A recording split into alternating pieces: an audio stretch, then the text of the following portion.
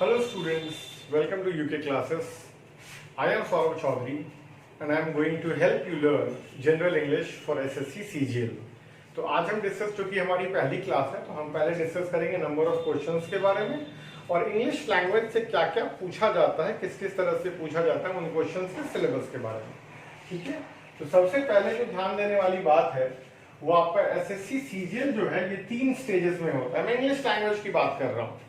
ठीक है, तो SSC CGL में सबसे पहला स्टेज है वो है टियर 1। जो आपका टियर 1 है इसमें इंग्लिश लैंग्वेज के क्वेश्चंस जो होते हैं वो होते हैं 25 और इन 25 क्वेश्चंस के लिए जो मार्क्स अलॉटेड होता है वो है 50। तो इतना तो आप समझ ही सकते हैं कि हर क्वेश्चन 2 नंबर का होगा। ठीक है, अब हम चलते हैं टियर 2 की बात करते हैं। तो जो एस्पिरेंट्स हैं जिन्होंने एक बार भी सिलेबस देखा होगा या आप में से कुछ वो भी होंगे जिन्होंने अटेम्प्ट भी किया होगा, तो वो जानते हैं कि टियर 2 में SSC CGL में सिर्फ मैथ्स और इंग्लिश पूछा जाता है और 200 नंबर का मैथ्स और 200 नंबर की इंग्लिश लैंग्वेज से क्वेश्चन पूछे जाते हैं। तो हम अपनी बात कर रहे हैं इंग्लिश लैंग्वेज की, तो यहाँ पे 200 नंबर के लिए क्वेश्चंस भी 200 होंगे और मार्क्स तो मैंने आपको बता ही दिया कि 200 मार्क्स होंगे, 200 मार्क्स होंगे, मतलब हर क्वेश्चन 1 नंबर का होगा। ठीक है, और अब हम बात करते हैं टियर 3 की। 2016 से पहले SSC CGL में इंटरव्यू का सिस्टम था और अभी इन लोगों ने क्या किया वो समझ सकते हैं कि इंग्लिश लैंग्वेज कितना इंपॉर्टेंट है। इन लोगों ने टियर 3 को डिस्क्रिप्टिव कर दिया। अब ये दोनों पेपर तो आप ऑनलाइन दे लेते हैं, अब ये डिस्क्रिप्टिव होगा। डिस्क्रिप्टिव होने का मतलब क्या है कि अब आपको इसमें कुछ राइटिंग एबिलिटी दिखानी पड़ेगी आपको। अब राइटिंग एबिलिटी से मतलब मेरा है कि आपको यहाँ पे लेटर राइटिंग, आपको एप्लीकेशन भी लिखना हो सकता है, आप ऐसे भी लिख सकते हैं और आप प्रेसी राइटिंग भी कर सकते हैं। ठीक है, तो ध्यान रखिएगा, इन सब पर भी हम बात करेंगे, लेकिन अभी जो हम स्टार्ट करेंगे वो टियर 1 और टियर 2 के सिलेबस से स्टार्ट करेंगे। ठीक है, ये आपका टियर 1, टियर 2 और टियर 3 में इंग्लिश लैंग्वेज का वेटेज है, ये मैंने आपको समझा दिया। अब हम चलते हैं अपने सिलेबस की ओर। तो सिलेबस में टियर 1 और टियर 2 के हिसाब से बांटूंगा नहीं, क्योंकि अब जो एग्जाम्स हो रहे हैं उसमें टियर 1 में भी ऑलमोस्ट उतने ही सेक्शंस पूछे जा रहे हैं, सिर्फ नंबर ऑफ क्वेश्चंस टियर 2 में बढ़ जाते हैं, थोड़ा सा लेवल भी बढ़ता है। ठीक है, तो मैं इंग्लिश लैंग्वेज को बांटने जा रहा हूं 3 इक्वल डिविजन्स में। सबसे पहला हमारे पास जो है सेक्शन ए हम बना लेते हैं ग्रामर का, जो बहुत इंपॉर्टेंट है और बच्चों को बहुत परेशानी भी होती है इसमें। जो हमारा सेक्शन बी है ये है वोकैब का। हाँ बिल्कुल, आप ठीक समझ रहे हैं, वोकैबुलरी की ही बात मैं कर रहा हूं। और जो सेक्शन सी है, ये सेक्शन सी हमारा है रीडिंग सेक्शन का। आप रीडिंग स्किल कह लें, रीडिंग एबिलिटी कह लें, सब एक ही बात है। ठीक है, तो ग्रामर में जो आपको पूछा जाता है वो 3 चीजें हैं। सबसे पहला है आपके पास स्पॉटिंग द एरर।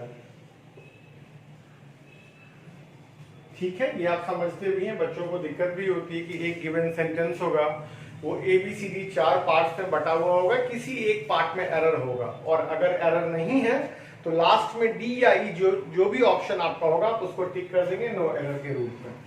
ठीक है, दूसरी चीज है आपके पास सेंटेंस इंप्रूवमेंट। सेंटेंस इंप्रूवमेंट में भी ग्रामर का पूरा रोल है, क्योंकि आपके पास एक सेंटेंस गिवन होगा, उसमें कुछ वर्ड्स होंगे, या तो वो अंडरलाइन कर देंगे या बोल्ड में डाल देंगे आपको, और उनके बदले के 4 ऑप्शंस होंगे कि इस सेंटेंस में इन चारों में से क्या रखा जाए जो सेंटेंस बेहतर बन जाए। और अगर सेंटेंस इंप्रूवमेंट की गुंजाइश नहीं होगी तो एक सेक्शन आपका डी वाला होगा ऑप्शन, जिसमें नो इंप्रूवमेंट लिखा हुआ होगा।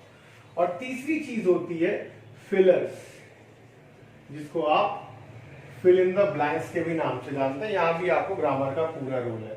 ठीक है, तो ये तो क्वेश्चंस आपको पूछे जाएंगे। लेकिन इन तीनों सेक्शंस को, इन तीनों पोर्शंस को सॉल्व करने के लिए आपको किन किन चीज की जरूरत पड़ेगी वो मैं आपको बता देता हूं।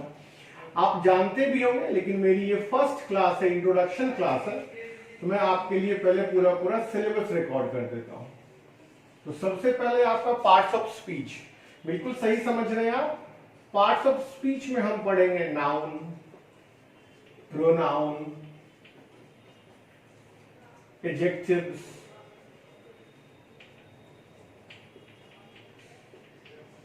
verbs, adverbs, इसके बाद preposition और एक आखिरी चीज जो है कंजंक्शन। ठीक है, ये आपका क्या हो गया, प्रेपोजिशन और कंजंक्शन। तो आप गौर करके देख लें, 7 चीजें हैं यहाँ पर आपके पास पार्ट्स ऑफ स्पीच में। हाँ, दिमाग में क्वेश्चन आपके आ रहा होगा कि सर एक इंटरजेक्शन भी होता है, लेकिन उसका हमें कोई काम नहीं है, इसलिए मैंने उसको मेंशन नहीं किया और बहुत सारे ग्रामर की बुक में उसको रखा भी नहीं गया बेचारे को। ठीक, तो पहली चीज थी पार्ट्स ऑफ स्पीच, और इसके साथ जो हमें और जो चीजें पढ़नी है वो है आपका टेंस, सब्जेक्ट वर्ब अग्रीमेंट। कुछ बच्चों के लिए ये चीज नहीं भी हो सकती है, क्योंकि सब्जेक्ट वर्ब एग्रीमेंट बहुतों को नहीं भी ध्यान होगा। ठीक है, मैं जरा छोटा छोटा शॉर्ट में लिखने की कोशिश मैं आपके लिए कर रहा हूं। उसके बाद है एडवर्ब की ही एक कुछ रूल्स हैं इसमें, एडवर्ब के अंदर ही एडवर्ब का ही एक पार्ट है, वो है इन्वर्जन। इन सब पे हम लोग बात करेंगे। कुछ क्वेश्चंस आपको क्वेश्चन टैग के भी मिलते हैं। ठीक है, तो ये ध्यान रखिएगा, ये spotting the error, sentence improvement और फिलर्स, इनको सॉल्व करने के लिए आपको क्या क्या पढ़ना है। पार्ट्स ऑफ स्पीच के अंदर आप ये सब पढ़ेंगे। ठीक, सारी चीजें मैंने नहीं लिखी हैं, 2-1 चीजें कम भी होंगी, वो जब मैं टॉपिक 1 बाय 1 कराऊंगा तब डिस्कस करेंगे। ठीक है, फिर tense, subject verb agreement, inversion, question tag, एक छोटी सी चीज है, 1-2 क्वेश्चन इससे भी आपको मिल सकते हैं जिसको आप आर्टिकल्स के नाम से जानते हैं। ठीक, तो ये चीजें हमें किसके लिए पढ़नी है, इनके रूल्स हमें जानने होंगे, इनके थोड़े कॉन्सेप्ट्स भी समझने होंगे। किसके लिए, ग्रामर वाले सेक्शन के लिए, जिससे आप सॉल्व कर सकते हैं किन किन चीजों को, spotting the error, sentence improvement और फिलर्स को। चलिए अब हम चलते हैं दूसरे हिस्से पे, दूसरे सेक्शन पे, जिसको हमने वोकैब के रूप में रखा है। ठीक है, तो वोकैब में चीजें ऑब्वियस है, वो आप समझ भी रहे हैं। जो चीजें पूछी जाती हैं वो है सिनोनिम्स, है ना, और सिनोनिम्स में आप समझ ही रहे हैं, ये सिमिलर मीनिंग वाले वर्ड्स आपको चारों ऑप्शन में से ढूंढना होता है ना, हिंदी में जिनको आप समानार्थक शब्द कहते हैं, समान अर्थ वाले शब्द। इसका ठीक जो उल्टा होता है उसको हम जानते हैं एंटोनिम्स के नाम से।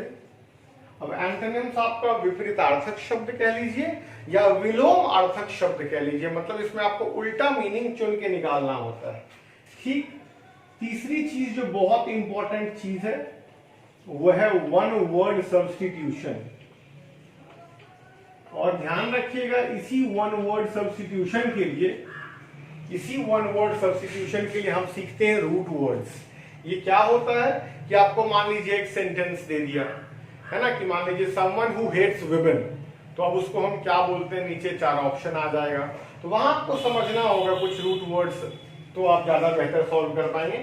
ये ध्यान रखिएगा, इन सब की हम प्रैक्टिस करेंगे, इन सब की शीट्स है मेरे पास। और वोकैब का बेस्ट पार्ट क्या है, मैं आपको लिख दे रहा हूं, ध्यान रखिएगा कि 50% वोकैब जो है वो लास्ट 10 to 15 ईयर्स से पूछे हुए ही आपको पूछे जाते हैं। इसलिए सीजीएल के वोकैब में आपको बहुत ज्यादा न्यूज़पेपर में डीप डाउन जाने की जरूरत नहीं है। लोग कहते हैं कि बच्चों द हिंदू पढ़ो या द इंडियन एक्सप्रेस पढ़ो, अच्छी बात है, वो सलाह बिल्कुल अच्छी है, मैं भी एग्री करता हूं। लेकिन क्या अगर बच्चे का मन न कर रहा हो पढ़ने का, न्यूज़पेपर में कितनों को ही इंटरेस्ट आता है ना, तो वहां पे हम रूट वर्ड सीखेंगे और इन सब की प्रैक्टिस करेंगे। तो जितना ज्यादा आप प्रैक्टिस करेंगे वोकैब का सेक्शन उतना आसान हो जाएगा आपके लिए। इसके बाद जो इसमें अगली चीज है वो है idioms and phrases. Idioms and phrases, इसकी भी हम प्रैक्टिस करेंगे और टू बी ऑनेस्ट इसको हम कुछ सेक्शंस में बांट लेंगे। एग्जाम्स में तो सीधा ब्लंटली रटने का कोई फायदा नहीं है, तो हम बांट के प्रैक्टिस करेंगे, याद करेंगे तो आसान हो जाएगा। और इसमें एक और चीज है जो है स्पेलिंग। इसमें स्पेलिंग में क्या पूछता है, तो कभी आपको एक वर्ड दे देगा, बोलेगा ये मिस स्पेल्ड है, इन चार में से कौन सा मिस स्पेल्ड है, या इन चार में से कौन सा करेक्टली स्पेल्ड है, ये आपको ढूंढना होगा। तो आपके वो क्या, आपके सेक्शन में ये 5 चीजें बहुत इंपॉर्टेंट है, ध्यान रखिएगा। मैं एक बार दोहरा दूं क्या क्या। पहली चीज सिनोनिम्स, सिमिलर मीनिंग वर्ड्स। दूसरी चीज एंटोनिम्स, मतलब ऑपोजिट मीनिंग वर्ड्स। तीसरी चीज वन वर्ड सब्स्टिट्यूशन, अनेक शब्दों के लिए एक शब्द। चौथी चीज है आपका इडियम्स एंड फ्रेजेस, मुहावरों की बातें जहां आप करते हैं। और अगला है आपका स्पेलिंग। ठीक है, तो ये ध्यान रखिएगा, ये 5 चीजें ये हम प्रैक्टिस करेंगे, कुछ कुछ लर्न करने के ट्रिक्स भी हैं, वो सब भी हम डिस्कस करेंगे। ठीक, तो ये था आपका सेक्शन बी, मतलब वो क्या। अब हम चलते हैं सेक्शन सी के तरफ। तो यहाँ रीडिंग आपका अगर स्ट्रांग है तो किन किन चीजों में मदद मिलेगी वो मैं आपको बता देता हूं। सबसे पहली चीज जो है वो है आपका रीडिंग कॉम्प्रीहेंशन। सबसे पहली चीज क्या है, रीडिंग कॉम्प्रीहेंशन। और दूसरी चीज है आपका क्लोज टेस्ट। ठीक, तो रीडिंग कॉम्प्रीहेंशन तो आप लोग समझ ही रहे हैं कि एक पैसेज होगा, है ना। आपके टीयर 1 में एक पैसेज होगा, उससे 5 क्वेश्चन होंगे। टीयर 2 में आपके पास 5 पैसेजेस होंगे, टोटल 25 क्वेश्चन होंगे। ठीक है, तो रीडिंग कॉम्प्रीहेंशन में पैसेज पढ़ना है, आपको सॉल्व करना है, इन सबको भी सॉल्व करने का तरीका है वो हम क्लास में डिस्कस करेंगे। आज सिर्फ सिलेबस की बातें चल रही हैं।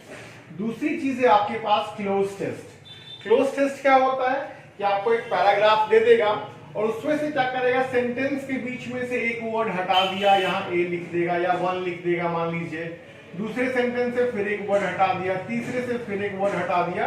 तो सेंटेंस के बीच से एक एक वर्ड डिलीट किया रहेगा और हर ब्लैंक के बदले में 4 ऑप्शंस होंगे, वो भी आपको फिल इन करके मीनिंगफुल बनाना होता है। तो यहाँ भी आपको जरूरत किसकी पड़ेगी, रीडिंग की जरूरत पड़ेगी। और तीसरी चीज जो होती है वो होती है पैराजम्बल्स। तीसरी चीज क्या होती है, पैराजम्बल्स। ये वर्ड एक्चुअल में है जम्बल्ड पैराग्राफ। जम्बल्ड मतलब उलट पुलट कर देगा आपको, है ना। इसमें क्या होगा, सेंटेंसेस ऊपर नीचे होंगे, उसको अरेंज करके आपको एक मीनिंगफुल पैराग्राफ बनाना है। ठीक है, और ये ध्यान रखिएगा कभी कभी क्या होता है, पैराजम्बल की जगह आपको सेंटेंस रीअरेंजमेंट भी पूछेगा। सेंटेंस रीअरेंजमेंट का मतलब क्या हो गया, पैराजम्बल में तो सेंटेंसेस दिए होंगे, लेकिन सेंटेंस रीअरेंजमेंट में आपको कुछ कुछ फ्रेजेस दिए होंगे। और फ्रेजेस कहने से मेरा मतलब है यहाँ पे ग्रुप ऑफ वर्ड्स। तो सेंटेंस रीअरेंजमेंट में आपको क्या करना है कि जो फ्रेजेस होंगे उन सब से मिलकर आपको एक कंप्लीट मीनिंगफुल सेंटेंस बताना है। ठीक है, ये आपका कंप्लीट सिलेबस था जो मैंने आपको डिस्कस कर दिया। मैं एक बार रिपीट कर दूं आपके लिए। सेक्शन ए में ग्रामर में 3 चीजें, spotting the error, sentence improvement और फिलर्स। सेक्शन बी में वो क्या, यहाँ 5 चीजें, synonyms, antonyms, one word substitution, उसके बाद इडियम्स एंड फ्रेजेस, और 5वीं चीज है आपके पास spelling, misspelled and correctly spelled दोनों। उसके बाद है आपका सेक्शन सी। सेक्शन सी में आपका पूरा रीडिंग बेस्ड है ना, जिसमें रीडिंग कॉम्प्रीहेंशन करेंगे, हम क्लोज टेस्ट करेंगे, पैराजम्बल्स करेंगे, या इसी को आप कह रहे हैं सेंटेंस रीअरेंजमेंट। तो आज के लिए इंट्रोडक्शन क्लास में यूके क्लासेस की तरफ से मैं सौरभ आपके लिए लेके आया था syllabus of English language for SSC CGL. अब नेक्स्ट क्लास से हम लोग 1 बाय 1 टॉपिक में डील करेंगे। मैं कोशिश करूंगा कि हर क्लास में मैं पहले थोड़ा ग्रामर कराऊं, फिर थोड़ा वोकैब, क्योंकि वोकैब ऐसी चीजें जो आप ओवरनाइट नहीं कर सकते, तो आपको टाइम देना होगा और प्रैक्टिस करनी होगी। तो आज के लिए इतना ही। Thank you so much.